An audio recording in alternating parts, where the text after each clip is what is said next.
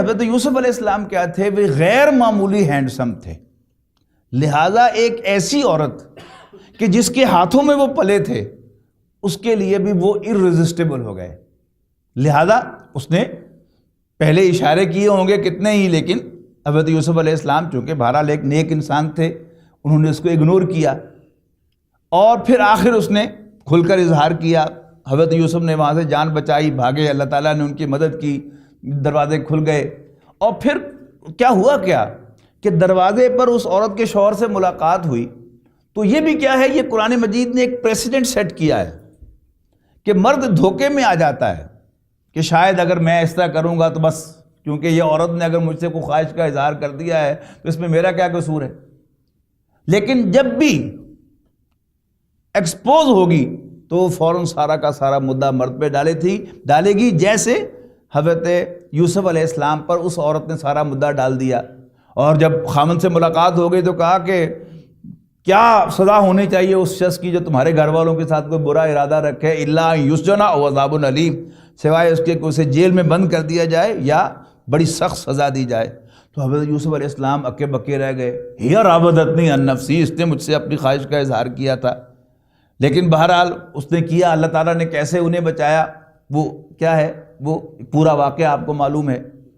اس کے بعد پھر ایک اور چیز کہ یہ سیکس سکینڈلز جو ہوتے ہیں، یہ انسان کی بڑی غلط فہمی ہوتی ہے کہ یہ میں کوئی سیکریٹلی کام کر رہا ہوں، کسی کو پتہ نہیں چلے گا۔ ایک بات تو یہ یاد رکھیے کہ اگر یہ بات سیکریٹ نہیں رہتی، اللہ تعالیٰ جو ہے وہ اس کو ایکسپوز کرتا ہے، پہلے موقع دیتا ہے کہ باز آ جاؤ، پھر ایک دن وہ ایکسپوز ہو جاتی ہے۔ پھر یہ سیکس سکینڈلز جو ہوتے ہیں ان پر آپ کتنی مٹی پالیں لیکن یہ کبھی بھی سیکریٹ نہیں رہتے۔ جب وہ کلنٹن کا معاشقہ آن ایئر ہوا تھا پاکستان ٹیلی ویژن پر، میں نہیں سمجھتا کہ پورے ملک میں کوئی دو مرد ایسے ملے ہوں گے اگلے دن دفتر میں یا بازار میں جنہوں نے نوٹس ایکسچینج نہ کیے ہوں۔ راتی ٹی وی دیکھے تھے تو پوچھا ہوگا نا کہ وہ، اور کئیوں لوگوں نے تو ایسا کیا ہوگا کہ وہ اس کے دوران ہی فون کر دیا ہوگا دوست کو، یار ٹی وی لائیں اور دیکھ بڑی اہم خبر آ رہی ہو۔ تو یہ کیا ہے، یہ بھی انسان کی کمزوری۔ تو قرآن مجید نے اس کا بھی بڑا خوبصورت نقشہ کھینچا ہے۔ وَقَالَ نِسْوَةٌ فِي الْمَدِينَةِ امْرَأَةُ الْعَزِيزِ تُرَاوِدُ فَتَاهَا عَن نَفْسِهِ قَدْ شَغَفَهَا حُبًّا إِنَّا لَنَرَاهَا فِي ضَلَالٍ مُبِينٍ، کہ شہر کی عورتیں کہنے لگی ہے نہیں ویکھے تو، اور فلانے وزیر دی بیوی جڑی ہے تو غلام نہ پھنس گئی، بالکل انوالو ہو گئی ہے اس کے ساتھ، اور معلوم ہوتا ہے پٹڑی سے ہی اتر گئی ہے۔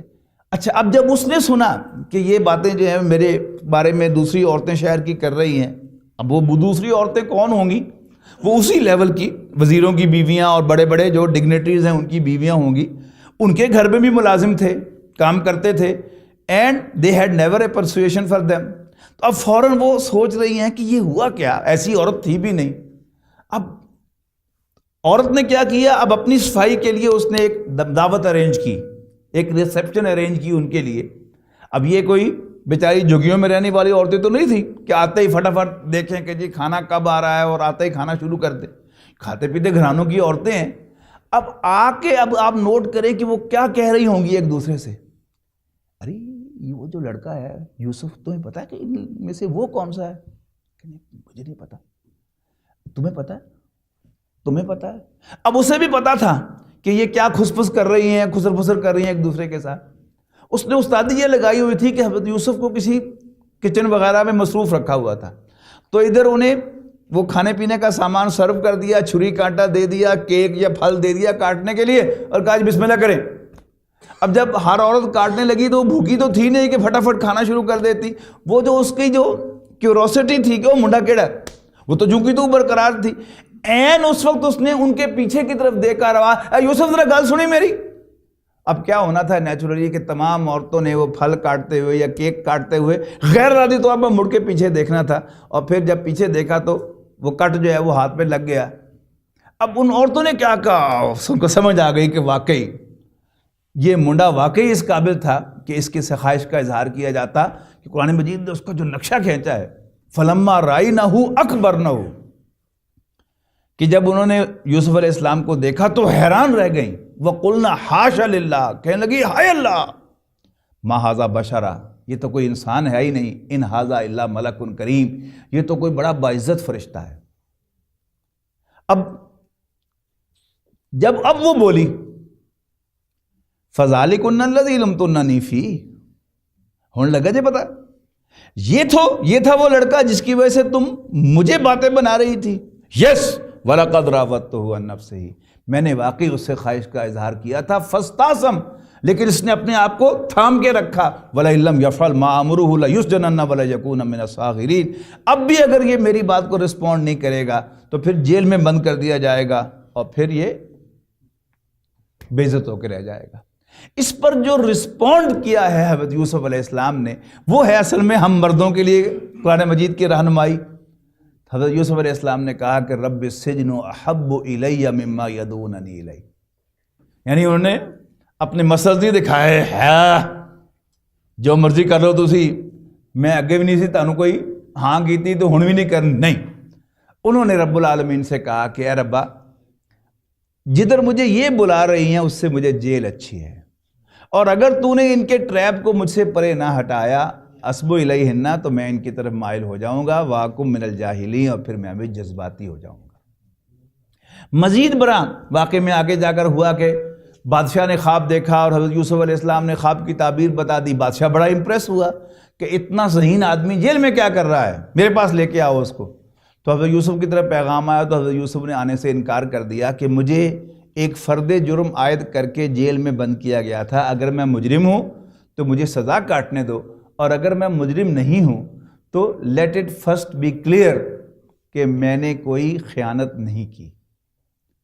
بادشاہ نے سمن کیا تمام عورتوں کو. تمام عورتوں نے بیک زبان کہا کہ ما علمنا علیہ من سوء، ہمارے پاس یوسف کے خلاف کوئی کیس نہیں ہے.